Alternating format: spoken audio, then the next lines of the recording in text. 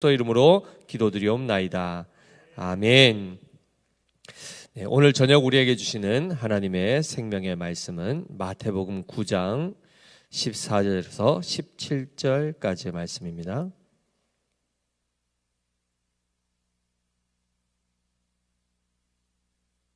신약성경 13페이지 마태복음 9장 14절에서 17절까지의 말씀을 우리 한 절씩 교독하고 마지막 절 같이 읽습니다. 그때에 요한의 제자들이 예수께 나와 이르되 우리와 바리새인들은 금식하는데 어찌하여 당신의 제자들은 금식하지 아니하나이까?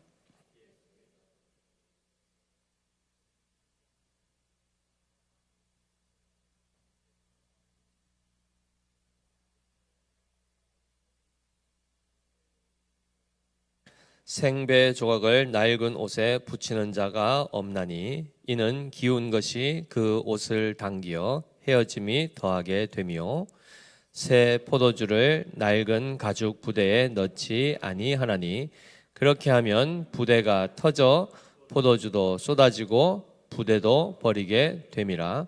새 포도주는 새 부대에 넣어야 둘이 다 보존되느니라. 아멘. 네, 지금 마태는 이스라엘 백성에게 예수님이 누구신지를 계속 설명해 오고 있습니다. 그 가운데 특별히 우리가 예수님은 모든 자연 만물을 말씀으로 다스리시는 분이심을 우리가 살펴보았고, 특별히 중풍병자들을 고치시는 것을 통하여 모든 감각 없는 것, 죽어 있는 것을 살리시고 회복시키시는 분이심을 우리는 살펴보았으며, 지난 시간에 특별히 죄 사함의 권세를 가지신 하나님의 그 권세를 가지신 분으로 우리는 예수님이 그런 분이심을 배웠습니다. 뿐만 아니라 마지막으로 본 것이 뭡니까? 예수님이 오신 것은 무엇 때문에 오셨다고요? 죄인을 부르러 오셨다라고 하여 실제로 죄인들을 불러 의인되게 하시는 바로 그 사역을 위하여 예수님께서 오셨다라는 것을 우리는 말씀을 통해서 배워오고 있습니다. 그러니 성경을 통하여 우리가 반드시 알아야 될 지식은 예수님이 누구신가에 대한 지식입니다. 그래서 그리스도가 누구신지를 알면 알수록 우리 안에는 주님에 대한 믿음과 주님에 대한 사랑이 커질 수밖에 없습니다. 왜냐하면 그 존재 자체께서 신실하시고 긍휼이 많으시고 사랑이 넘치시는 분이심을 알 수밖에 없고, 알게 되면 우리 또한 당연히 그 주님을 믿고 사랑할 수밖에 없는, 이것이 자연스럽게 결과로 열매 맺혀지기 때문입니다. 자, 그 가운데 오늘은 그러면 예수님이 도대체 어떤 분이신가를 또 어떤 차원에서 살피게 되냐면, 바로 예수님이 교회의 신랑이 되신다는 겁니다. 그러면 뒤집어 얘기하면 교회는 예수님의 신부가 된다는, 그러면 신랑과 신부의 관계는 어떤 사이입니까? 세상에서 가장 사랑하는 친밀한 사이라는 것입니다. 부모와 자녀의 관계보다 사실은 부부 관계가 무촌이죠, 그죠? 촌수가 없다는 것은 대등하면서도 가장 친밀한 관계를 말하는 것입니다. 자, 그 비유를 이제 설명을 하시면서 14절 말씀을 보시면 사건이 어떻게 이어집니까? 그때에 요한의 제자들이 예수께 나와 이르되 우리와 바리새인들은 금식하는데 어찌하여 당신의 제자들은 금식하지 아니하나이까? 이렇게 하면서 지금 뭘 가지고 나왔습니까? 금식 문제를 가지고 나왔는데, 지금 이 상황이 그때에라는 것이 바로 어떤 때였습니까? 예수님이 세리 마태를 부르시고 제자를 삼으시면서 나를 따라오라고 했을 때 따르면서 예수님이 마태와 함께 어디 갔습니까? 마태 집에 신방을 가셨죠, 그죠? 가셔서 거기서 많은 죄인과 세리들과 함께 식사하셨습니다. 식사하실 그때에 그 장면을 바리새인들이 보고 뭐라고 했습니까? 그렇죠. 어찌하여 너희의 선생, 너희의 스승은 어찌하여 죄인들과 함께 식사하느냐. 이게 이제 유대인의 결례 문제였단 말이죠. 율법에 따르면 이방인들과 함께는 상종하면 됩니까? 안 됩니까? 안 되는 겁니다. 그런데 이방인들과 가장 가까이 지냈던 사람들이 누굽니까? 세리였지 않습니까? 기억나시죠? 그죠? 그렇기 때문에 그들과 더불어 또한 죄인들과 함께 식사를 한다? 이거는 율법을 어긴 것이고, 그 먹고 마시는 그 현장 가운데서 지금 누가 같이 있었습니까? 보니까 세례 요한의 제자들도 그 자리를 또 같이 있었다는 겁니다. 그러니 지금 한참 예수님이 세리들과 죄인들과 먹고 마시며 복음을 통하여 교제를 하고 계시고 예수님이 누구신지를 나타내 보이신 이 현장에서, 즉 구원의 역사가 나타나고 있는 현장에서 그것을 못마땅히 여기는 두 부류가 지금 등장을 했습니다. 처음에 그 식사 문제 가지고 누가 시비를 걸었습니까? 바리새인들이, 그죠? 바리새인들이 거기에서 그것을 시비를 겁니다. 그래서 11절을 보시면 바리새인들이 보고 그의 제자들에게 이르되 어찌하여 너희 선생은 세리와 죄인들과 함께 잡수시느냐, 이렇게 먼저 바리새인들이 문제 제기를 했단 말이죠. 그 다음에 지금 14절에는 어떻게 됐습니까? 그때에 요한의 제자들이 예수께 나와 이르되 하면서 금식 문제를 가지고 왜 당신의 제자들은 금식 안 합니까? 이렇게 나왔단 말이죠. 그런데 여기서 지금 요한의 제자들이 뭐라고 하죠? 우리와 바리새인들은 금식하는데, 이렇게 얘기하죠. 자, 잘 보십시오. 세례 요한은 예수님에 대해서 오실 메시아임을 알았습니까? 몰랐습니까?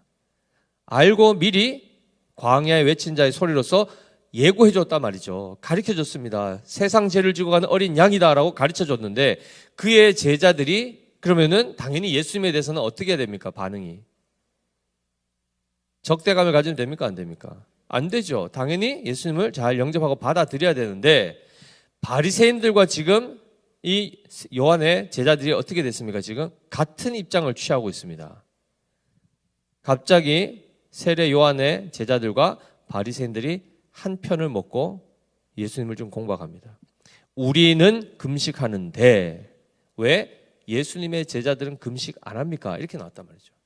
유대 사회에서의 이 금식 문제도 하나의 율법적인 차원에서 금식을 하는 것, 즉 우리가 마태복음 6장에도 보면은 기도와 구제와 금식의 얘기가 나왔죠. 그죠? 구제와 그다음에 기도와 금식 문제를 다루었지 않습니까? 이스라엘 백성이면 반드시 지켜야 되는 하나의 율법이었단 말이죠. 그런데 여기에 대해서 사실 누가복음에서는 바리새인들이 이 문제를 제기했다고 딱 나와 있습니다. 주어가 다릅니다.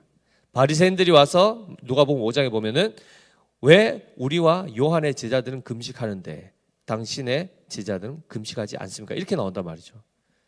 자, 성경에 지금 같은 사건을 또 주어를 바꿔가지고 여기는 바리새인이 했다 그러고 저는 또 요한의 제자가 했다. 누가 맞습니까? 마태가 맞습니까? 누가가 맞습니까? 둘 다 어떻게 맞을 수가 있죠? 결국 시점적으로 보면 그 자리에 같이 있었죠. 그죠?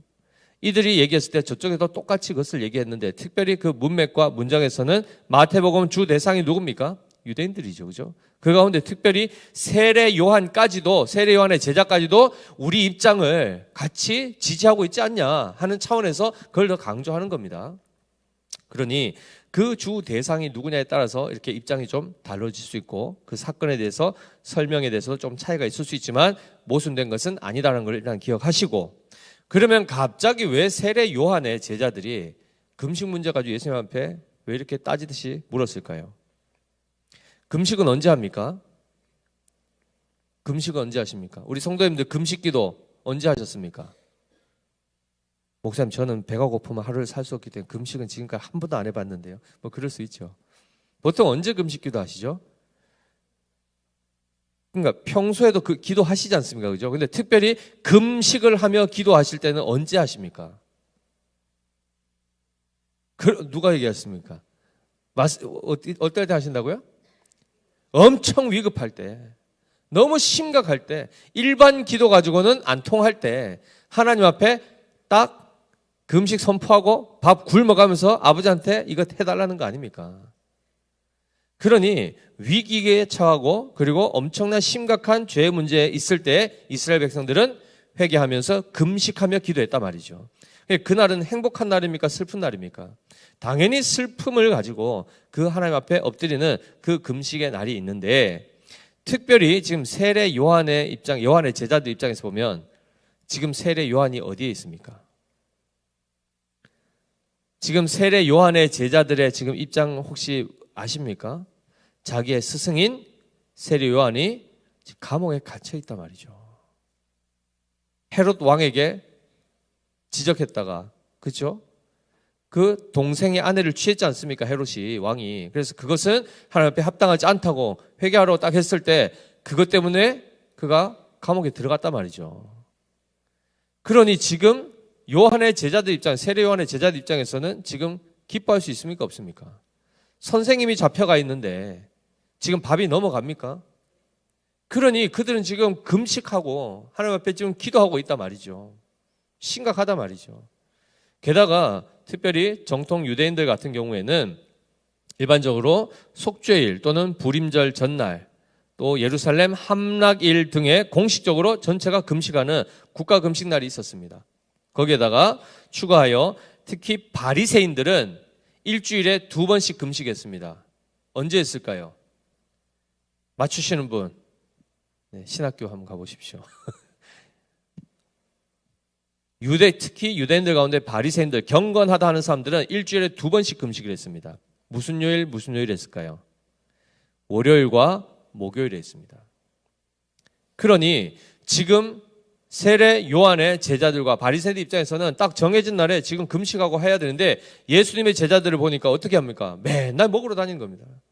금식일이고 뭐고 그건 신경도 안 쓰고 그러면서 계속해서 식사하면서 이런 것만 하고 있으니 눈에 가시같이 보였지 않겠습니까?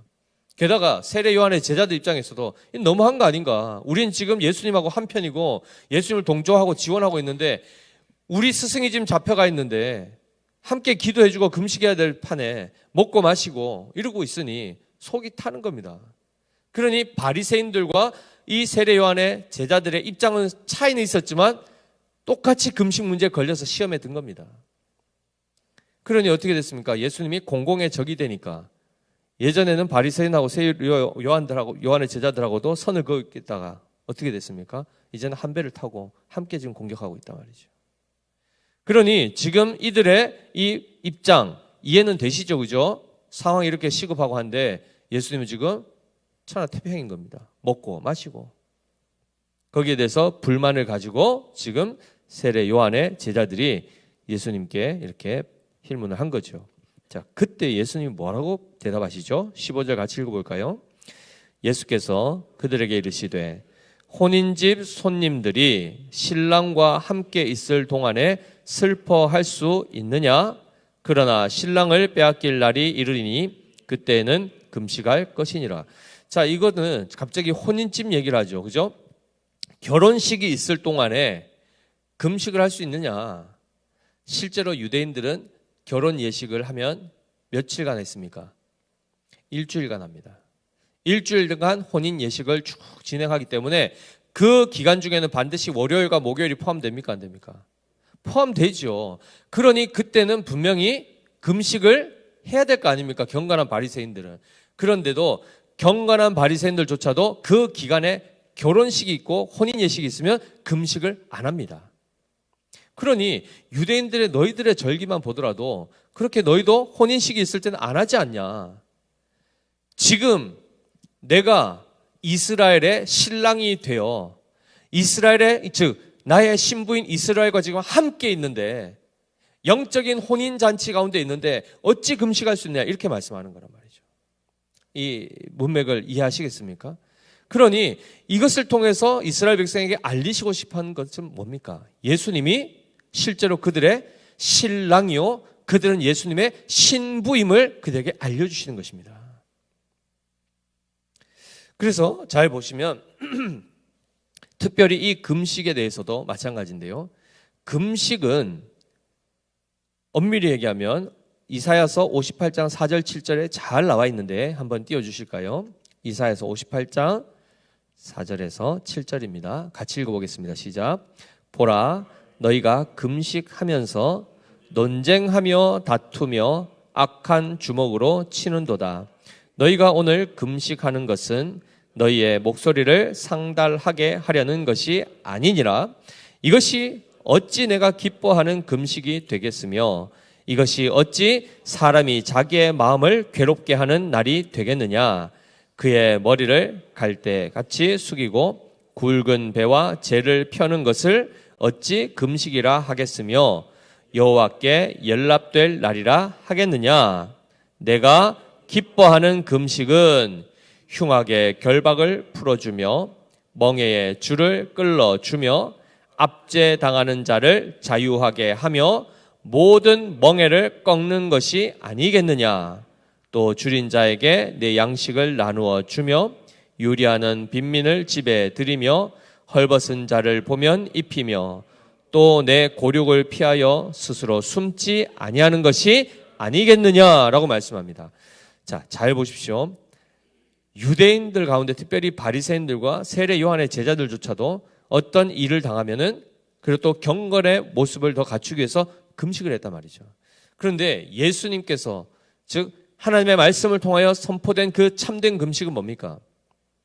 형식을 갖추는 게 핵심이 아니라는 겁니다. 흉악의 결박 가운데 있는 누군가가 풀려나는 것, 압제에서부터 벗어나게 하는 것, 우리의 폭력, 죄악들을 거두어내고 죄로부터 자유케 되는 이 모든 것들을 실제로 하나님의 은혜를 구하여 그것이 이루어지도록 하는 바로 그 애통하는 날이 바로 금식일지인데 그들은 지금 뭐 하고 있다는 겁니까? 형식만 갖추고 있다는 겁니다. 실제로 하나님 앞에 응답받을 금식으로는 지금 온전히 섬기지 못하고 있는 것이죠.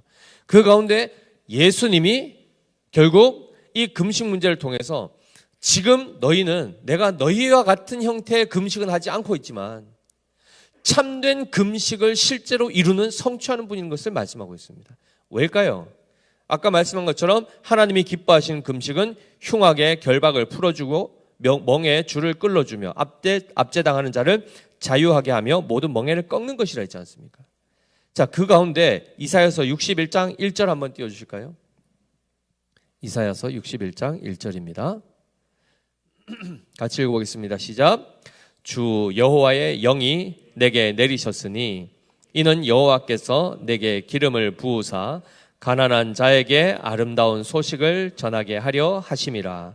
나를 보내사 마음이 상한 자를 고치며 포로된 자에게 자유를 갇힌 자에게 노임을 선포하며. 자, 지금 보니까 갇힌 자, 포로된 자 이걸 다 그 멍에서부터 풀어나게 하는 것을 누구에게 맡기셨다는 겁니까? 여기 보니까 지금 구약 성경 아닙니까? 주 여호와의 영이 내게 내리셨으니 즉 여호와의 영이 임한 그가 저 흉악의 결박을 풀어줄 수 있는 자라는 것입니다. 그러면 이것이 누구에게서 성취되는가? 누가복음 4장 16, 21절입니다. 누가복음 4장 16절에서 21절 말씀 한번 보겠습니다. 시작.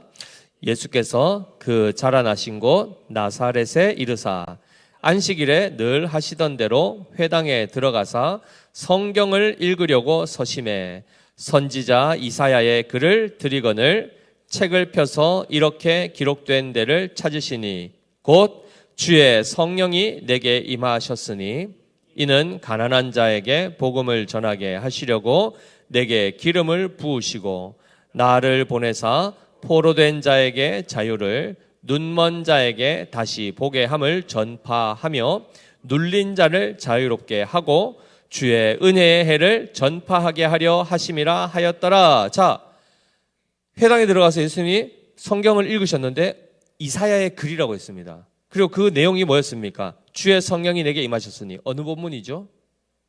아까 보았던 이사야서 61장 1, 2절 말씀입니다. 그런데 이 말씀을 읽고 나서 그 다음에 20절에 뭐라고 되어 있습니까? 같이 읽습니다. 책을 덮어 그 맡은 자에게 주시고 앉으시니 회당에 있는 자들이 다 주목하여 보더라. 이에 예수께서 그들에게 말씀하시되 이 글이 오늘 너희 귀에 응하였느니라 하시니. 한마디로 주의 성령이 임하여 가난한 자에게 복음을, 그죠? 눌린 자에게 자유함을, 다 이 모든 것들을 실제로 이것이 지금 너희에게 응했다, 성취되었다. 이 말은 뭡니까? 곧 예수님이 바로 그러한 해방자요 구원자로 지금 너에게 왔다는 것을 말씀합니다. 그러니 진정으로 하나님이 원하셨던 그 금식의 실제 내용들, 이 모든 흉악의 결박, 죄악에서부터 벗어나게 하시는 유일한 분이 누굽니까? 예수 그리스도십니다. 그러니 지금 이 땅에 오셔서 예수님이 행하시는 모든 것이 뭡니까? 다 참된 금식을 하고 있는 것입니다. 이해되시죠? 그러니 유대인들이 자기들이 더 거룩한 모습으로 사람들 앞에 비추고, 또한 하나님으로부터 뭔가 은혜를 더 많이 받고자 그렇게 하는 형식만 갖춘 그 금식과는 본질적으로 다른 금식을 지금 예수님이 하고 있기 때문에 예수님은 유대인들이 하는 금식 같은 것을 할 필요가 있습니까? 없습니까? 없는 것입니다. 그래서 진정한 금식을 성취하고 실행하시는 분은 예수 그리스도시된 것을 말씀하고 있고, 그리고 그 차원에서 예수님의 모든 행적이 하나님께서 기뻐하시는 금식으로 하나님이 다 인치시고 받으시는 그런 구원의 행위가 된다는 것입니다. 그러니 예수님 외에 참된 금식을 할 수 있는 사람이 있습니까? 없습니까? 없다는 것입니다. 오직 그분의 그 참된 금식으로 말미암아 실제로 이스라엘 백성뿐만 아니라 모든 죄인들이 그 죄의 흉악에서부터, 결박에서부터 풀어나게 된다는 겁니다. 풀려나는데 그 방식을 무엇을 쓰죠? 우리를 죄로부터 건져내시기 위해서 예수님이 행하신 방식이 바로 십자가의 대속의 죽음입니다. 대신 죽어주심이라는 거죠. 그래서 이 금식 얘기하면서, 혼인집 얘기하면서 이어나오는 것이 9장 15절 후반인데 뭐라고 되어 있습니까? 그러나 신랑을 빼앗길 날이 이르리니 그때에는 금식할 것이니라. 이렇게. 신랑이신 예수 그리스도께서 빼앗겨지는, 신부로부터 끊어져 나가는 그 날이 올 거라는 것입니다. 이게 뭘 상징하는 겁니까? 십자가에서 신랑이 되신 예수님이 죽으실 것을 말씀합니다. 그러면 신랑이 죽는다는 얘기는 누구를 위한 죽음입니까? 철저하게 신부를 위한 죽음입니다. 신부를 위하여. 그러니 우리의 신랑 되신 예수님은 어떤 분이죠? 신부를 위해서는 자기 목숨을 내어 줌으로 신부를 사랑해내는 참된 신랑이라는 것입니다. 그래서 우리가 이 본문들을 읽어가면서 금식, 단순히 종교 행위에 대한 얘기를 하는 것이 아니라 예수님이 누구신가? 예수님이 누구신가? 자, 한번 돌이켜 생각해 보십시오. 특히 우리 아내 되신 분들, 만약에 정말 나를 위해서 목숨까지 정말 실제로 아낌없이 내어줄 수 있는 남편이 있다면, 내 남편이 그런 남편이라면 어떠십니까? 마음에 내가 언제든지 위기에 처하거나 내가 만약에 문제가 있으면 언제든지 남편이 대신 모든 것들을 다 책임져주고 나를 지켜줄 수 있는 든든한 남편이 옆에 있다고 하면 마음이 어떠세요? 좋죠. 좋죠. 그런데 우리 주변에 그런 남편이 있습니까? 없습니까? 드물죠. 그죠? 그러나 우리 믿음의 교회 성도님들은 우리 남편분들 훌륭할 줄 믿습니다. 예수님이 그거 하시기 때문에 가능한 것이겠죠. 그런데 중요한 것은 실제로 현장에 딱 현실에 부딪혀 보면 우리의 의지와 실제 행위는 다를 때가 많습니다. 지난번에 우리 셀리더 교육할 때는 한번 이 통계를 한번 말씀드렸죠. 대한민국 신자 불신자 관계없이 불특정 남성들에게 설문조사를 했습니다. 아내가 위급할 때 아내를 위해서 대신 목숨을 내어줄 수 있는가? 대신 죽어줄 수 있는가? 몇 명이 대답했을까요? 할 수 있다고. 몇 명이 했을까요? 네? 10명 중에 몇 프로가 했을까요? 몇 명이 했을까요? 한 6명? 5명? 6명, 5명 하신 분들은 본인들이 거기에 이제 속하는 걸 수도 있습니다. 실제로 80% 이상이 나왔습니다. 10명 중에 8명은 실제로 아내를 위해서 자기가 기꺼이 희생하겠다 이렇게 했단 말이죠. 자, 반대로 아내들은 남편을 위해서 내가 대신 죽어줄 수 있다. 몇 프로 나왔을까요? 너무 대조되는 결과가 나올까 봐 안 물어봤답니다. 그래서 제가 셀리더 교육 때 셀리더분들께 물어봤더니 다들 하겠습니다라는 말보다는 자꾸 변명을 하시더라고요. 아유, 애들이 남아있어가지고, 뭔 말입니까? 안 하겠다는 거 아닙니까? 네. 이게 뭐냐면, 실제로 마음은 있어도 막상 그 현장에 들어가 보면 할 만한 우리의 실력이 안 됩니다. 자식을 위해서는 내가 정말 목숨 내놓을 것 같죠. 다 그 마음이 진심이 있습니다. 있는데 그건 진심일 뿐 실제로 가보십시오. 잘하기 어렵습니다. 네, 목숨 내놓기 어렵습니다.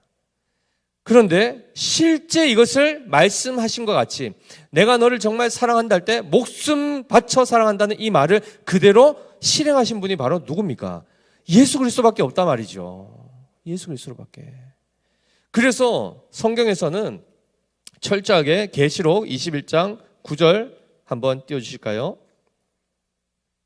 2절 먼저 띄워주시고 9절을 같이 읽겠습니다. 계시록 21장 2절입니다. 시작.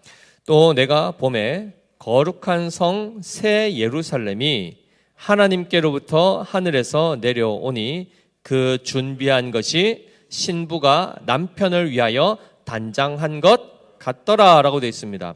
거룩한 성 새 예루살렘 하면은 건물이 위에서부터 이렇게 내려온다 생각하시는데 맞습니까?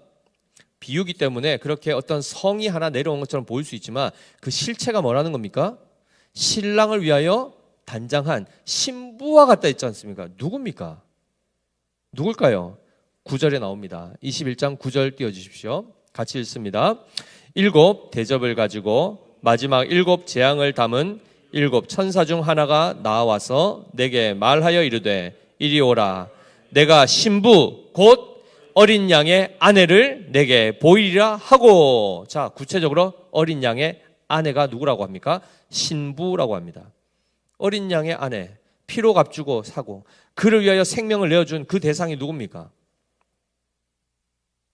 교회입니다. 교회.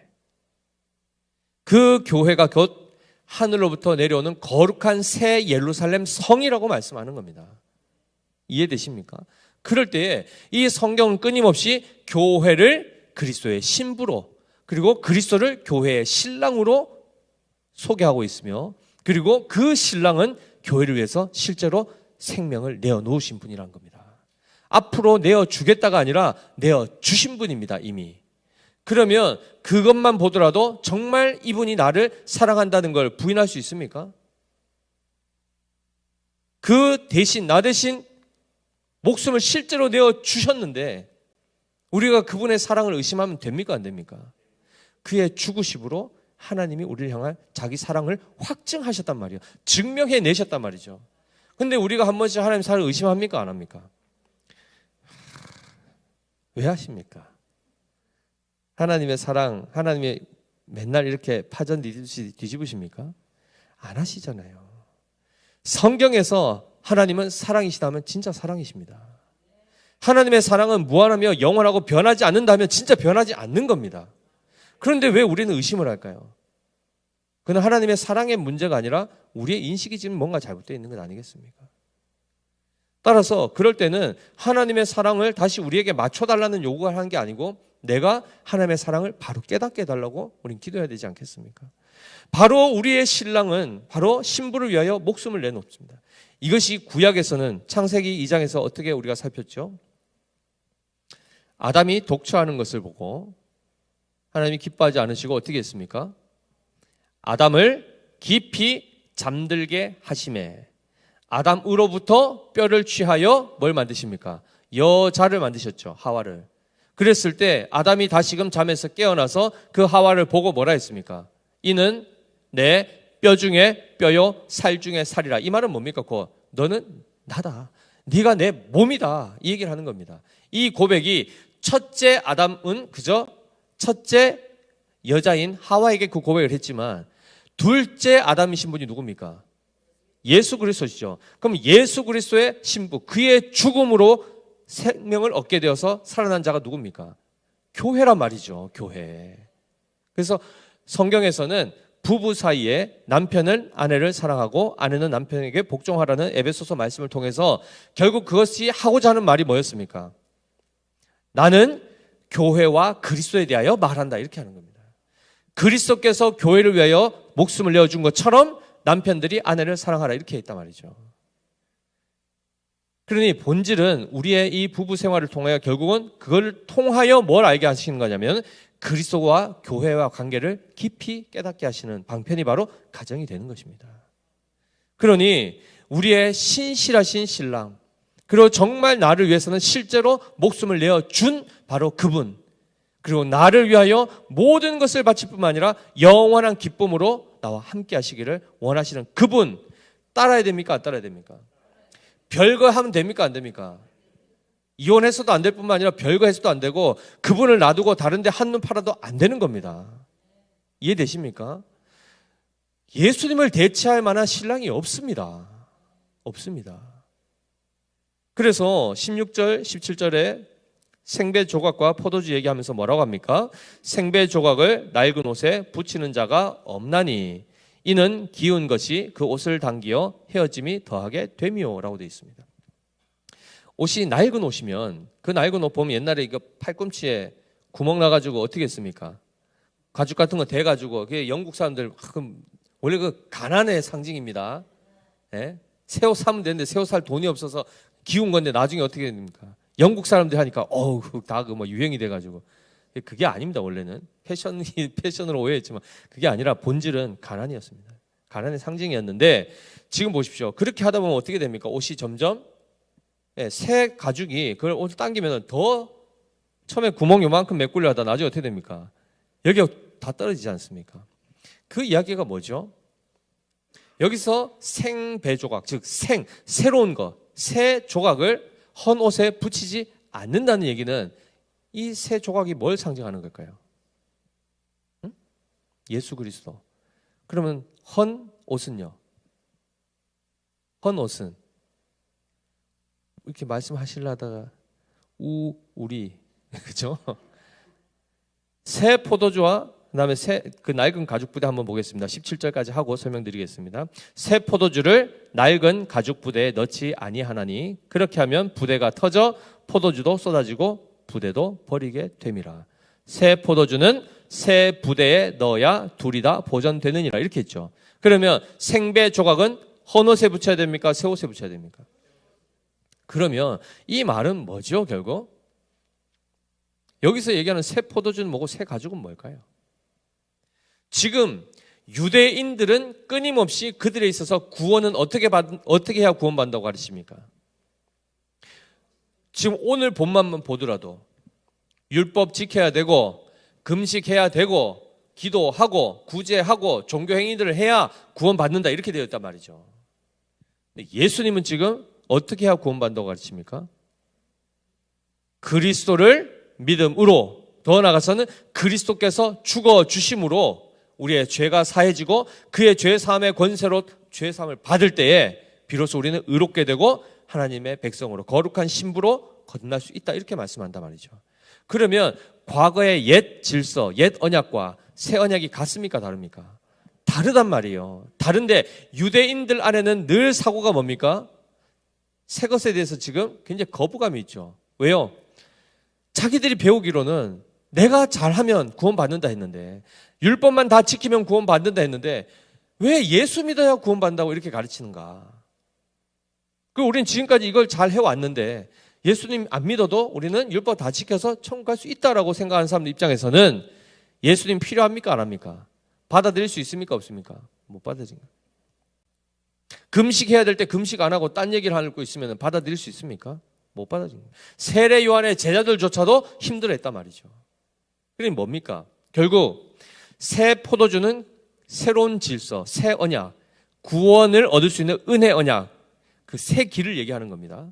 그럼 곧 예수 그리스도를 믿어 의에 이르는 예수 그리스도가 우리의 신랑이요 구원자가 되신다는 그 사실, 그것을 받아들이기 위해서는 우리가 새로워져야 된다는 겁니다. 한마디로 교회가 새로워지지 않으면, 즉 그들의 인식, 그들의 세계관, 가치관, 이 모든 것들이 새로워지지 않으면 결코 예수 그리스도를 받아들일 수 없다는 것입니다. 그러니 여기서 얘기하는 낡은 가죽 부대는 누굴 상징할까요? 정통 유대인들을 얘기하는 겁니다. 옛 그 고정관념에 사로잡혀 있는 분들은 예수 그리스도를 배척할 수밖에 없는 겁니다. 오히려 예수 그리스도가 그들 안에 들어가는 순간 어떻게 될까요? 감당이 안 돼서 터져버린다는 겁니다. 그러나 그럼 우리는 새 가죽 부대가 돼야 되지 않습니까? 어떻게 해야 할 수 있습니까? 어떻게 하면 새로운 가죽 부대가 될 수 있습니까? 네? 자, 우리 오늘부터 새 가죽 부대, 오늘 집 싹 옛날 옷 다 갖다 버리고 이제 오늘 새 옷 입어가지고 새 옷만 입고 다니면 이게 아니지 않습니까? 우리의 의식 어떻게 새로워지죠? 우리의 생각, 우리의 마인드, 고정관념 이것도 어떻게 새로워집니까? 성경에서는 뭐라고 되어 있습니까? 성령으로 말미암아, 성령의 거듭나게 하심으로 말미암아입니다. 성령의 새롭게 하심으로 말미암아입니다. 그러니 내가 노력해서 새 가죽 부대가 됩시다 이렇게 하면 됩니까 안 됩니까? 우리 이제부터는 딱 하나님 앞에 요거 가지고 딱 기도 제목 가지고 결단하고 금식하면서 이렇게 합시다. 이게 맞습니까 순서가? 그렇게 하면 또 어디로 가는 겁니까? 바리새인들, 율법주의자들이 하는 형식으로 또 가는 겁니다. 그것이 아니라 성령으로 말미암아 거듭나게 된 자들이 예수 그리스도를 믿어 영접하게 되고 그로 인하여 어떻게 됐습니까? 그리스도의 거룩한 신부가 되어 가는 것입니다. 마지막에 그 완전한 그 단장한 아름다운 신부와 같은 새 예루살렘이 내려오는 게 언제 내려옵니다? 언제 내려옵니까? 보니까 요한계시록 아닙니까? 언제 내려오게 되죠? 결국 최후에 마지막 그리스도께서 심판주로 오시며 동시에 구원을 완성하시기 위해서 오실 그때에 교회가 완전한 모습으로 회복된 것을 상징으로 나타내는 것입니다. 그러니 결국 음란했고 음란한 여인과 같았던 그들, 하나님에 대해서 배척하고 예수 그리스도에 대하여 거부했던 그들을 주님이 그들이 아직 죄인 되었을 때 죽어 주심으로 어떻게 했습니까? 그들을 신부 삼으시기 시작하셨단 말이죠. 그리고 나서 계속해서 그들을 어떻게 하시죠? 거룩한 신부가 되게 하심으로 완성하신단 말입니다. 그러니 그 신랑 떠나면 됩니까 안 됩니까? 당연히 안 되겠죠. 그런데 감사한 것은 신랑이 우리를 버리지 않는다는 것입니다. 왜 안 버리시죠? 우리가 신실해서 안 버리는 겁니까? 솔직히 생각해 보십시오. 우리 마음 안에 정말 예수님을 정말 사랑하십니까? 오늘 찬송 손에 있는 부귀보다 주를 더 사랑하는가 했죠. 오늘날 현재 이 시대 흐름으로 보면 조금 바꿔야 됩니다. 바꿔서 한번 해보겠습니다. 부귀 이러니까 우리는 부귀라는 걸 뭐 경험 안 해보니까 그게 뭔지 잘 모르시지 않습니까? 손에 있는 핸드폰보다 주를 더 사랑하는가? 대답해 보십시오. 대답해 보십시오. 우리 손에 핸드폰 들고 하루 종일 핸드폰 하는 시간이 많습니까? 주님 묵상하면서 생각하면서 감사하는 시간이 많습니까? 솔직하게 양심껏 핸드폰 딱 키면 다 나옵니다. 조사하면은 몇 시간 했는지 다 어플 나오지 않습니까? 실제로 우리는 하나님 앞에 신실하지 않단 말이에요. 우리 마음속, 우리 생각 속에는 예수님에 대한 관심보다 다른 것들이 더 꽉 차 있단 말이죠. 그러면 우리 같으면은 상대방이 나에 대해서 그런 관심도 없고 무관심하고 맨날 다른 거에만 기웃거리면 그 남편, 그 아내 좋아합니까? 우리 같았으면 바로 손절이죠. 근데 우리 주님은 어떻게 하신다고요? 신실하심으로 사랑하십니다. 우리가 신실하지 아니하고 우리가 계속 곁눈질하고 다른 짓을 해도 우리 주님을 사랑하시는 게 바보여서가 아니라 그 과정을 참으시면서 결국 온전히 주님만을 사랑하는 자리로 인도하신단 말이죠. 야, 이 정도로 하는 남편이 있습니까? 우리 주님 말고는 없습니다. 그래서 호세아서 우리가 새벽에 이미 한번 배우고 지나왔지만 정말 그것을 깊이 묵상해 보시면 기가 찹니다. 사실 고멜을 어떻게 아내로 삼으러 할 수 있습니까? 그나마 그래도 옛날에 과거에는 그랬지만 그래도 회개하고 이제는 번듯한 삶을 사는 여인 같았으면 모르겠지만 여전히 음란을 저지르고 있는 그 기생을 음란한 여인을 아내로 삼으러 하지 않습니까? 하시겠습니까? 하시겠습니까? 배우자가 그러한 사람이라면 부끄러워서라도 속이라도 하겠습니까? 그런데 하나님 뭐라고 하시죠? 그를 사랑하라 그런단 말이에요. 자, 그래 사랑했다 치시고 사랑했습니다. 그 다음에 어떻게 했죠? 혼인신고 다 하고 도장 딱 찍고 그리고 어떻게 했습니까? 같이 살다가 애도 낳았는데 그 다음에 어떻게 합니까? 고멜이 바람 피우러 가지 않습니까? 다른 남자에게로 갔단 말이에요. 그냥 잠깐 얼굴만 보고 오고 손만 잡고 온 게 아니란 말이죠. 가정을 꾸렸단 말이죠. 그 이방 그 다른 남자와 동침을 했단 말입니다. 음행을 했단 말이죠. 그러면 호세아의 입장에서는 어떤 마음이 들겠습니까? 예? 다시 받아주고 싶을까요? 인간적으로는 절대 못합니다. 처음 결혼의 시작부터 못하는 건데 하나님의 명령 때문에 순종해서 했습니다. 그 다음에 어떻게 하십니까? 하나님이 호세아에게 가서 데려와라 할 때 원래 그 값을 지불해야 됩니다. 아내를 찾아오기 위해서는 그 아내의 값을 지불해야 된단 말이죠. 그거 누가 지불하라 하십니까? 호세아 보고 하라 하십니다. 누가 잘못했는데요? 고멜이 잘못했는데 그걸 지금 누가 갚죠? 호세아가 갚습니다. 가가지고 고멜 통장 찾아가지고 그 돈 빼가지고 고멜 돈으로 갚은 거 아닙니다.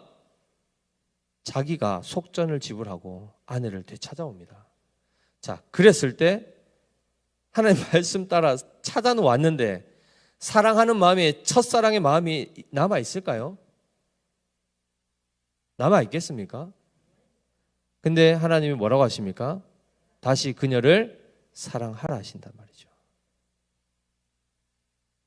근데 거기서 또 나갑니까? 안 나갑니까? 또 나갑니다. 이 정도 하면 진짜 고멜도 참 엄청나죠, 그죠? 그런데 그 사건이 다 끝나고 나서 어떻게 합니까? 바로 내가 음행한 이스라엘을 향하여 이 마음을 가지고 있다는 겁니다. 신랑 되신 호세아가 뭡니까? 여호수아, 호세아 다 뭡니까? 여호와께서 구원하신다. 그 이름이 결국 신약에서는 예수가 바로 그 이름 아닙니까? 부정하고 음란한 여인들 언제 또다시 뒤바꾸고 마음을 돌이켜서 또 나를 떠날지 늘 그걸 반복하는 그 사람에 대하여 하나님은 어떻하신 거죠? 처음부터 그를 사랑했습니다. 언제적부터요? 이미 음란한 그때에, 죄인 되었을 그때에 주님의 사랑이 시작됩니다. 그리고 그 주님의 사랑은 중간에 우리의 불신앙 또는 불성실함, 불결함과 무관하게 역사하십니다.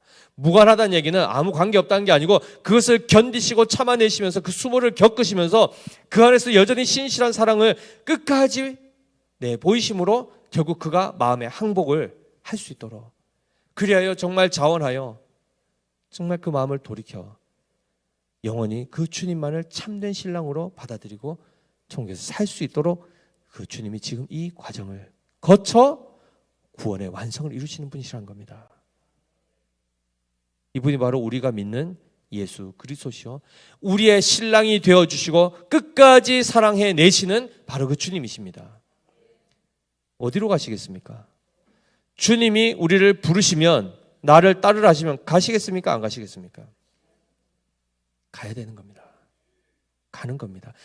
주님을 따라 그 부르심을 받아 그 부르심에 합하여 그것을 실제로 따라가게 되는 삶 자체가 복입니다. 그것이 영광이요, 그것이 진정한 기쁨이요, 그것이 정말 만족하는 삶인 것입니다. 예수 그리스도 이용하려고 하지 마십시오. 우리가 이용할 대상이 아닙니다. 그분의 손에 있는 부귀영화, 그분의 손에 있는 평안 이런 걸 받아내기 위해서 그분께 가는 목적이 아니란 말이죠. 예수님이 본질입니까? 평안이 본질입니까? 예수님이 본질입니까? 영생이 본질입니까? 예수님이 본질입니다. 그리고 그 예수님을 영원히 사랑하고 싶어서 영생을 구해야 되는 것이 합당한 것입니다. 아멘이시죠?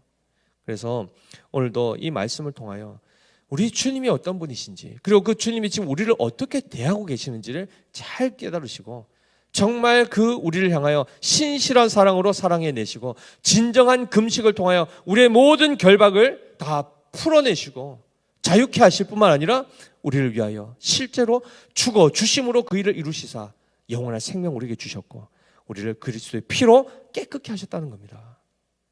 이 주님만을 온전히 사랑하시기 바랍니다. 이 주님의 부르심 앞에 온전히 순종하시고 복종하시길 바랍니다. 그럴 때 그것이 바로 거룩한 새 예루살렘 성으로 우리가 단장되는 것이요, 그 영원하신 신랑과 함께 참된 기쁨 안에 영광을 누리게 되는 이 삶임을 깨달으시고, 이제부터 우리의 마음을 오직 주님께만, 그리고 정결한 마음으로 주님만을 사랑하는 우리 모두가 되시기를 예수님 이름으로 축복합니다. 기도하겠습니다. 하나님 아버지, 참으로 은혜를 감사합니다. 우리 예수님께서